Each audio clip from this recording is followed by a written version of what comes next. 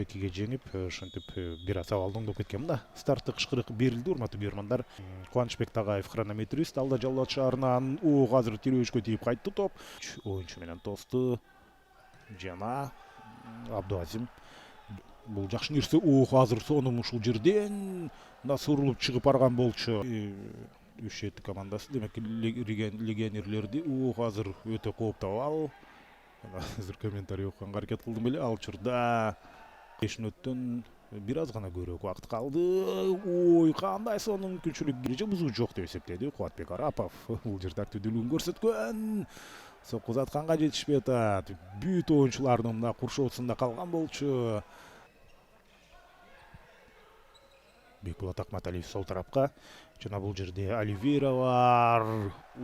Анын аракетинен кийин ошентип эсеп саны ачылды бул беттеште.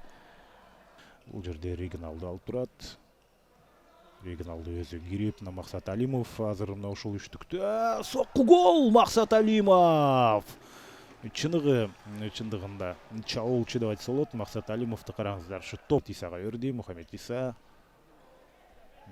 албетте өз абалды курчутпастан. Азыр гол. Юлдашбай Салимбаев. Ага чейин Луценконун колуна топ тийип кеткен.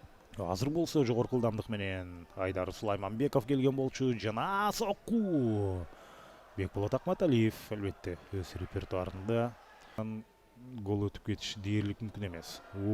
Азыр сонун Талайнур Дурусбеков азыр ушул жерде башы менен топту кайтарып, азыр Бекболотко бул ирет дагы тоскоолдук кылып калды. Эми тоскоолдук кылган эч ким жок, бирок бар алдыда Стиликстин ойуну бар, алар абалды өзгөртө алат болду экен. Дордой бийикты. Мен болсо сиздер менен коштошо турган убакытка келип жеттим.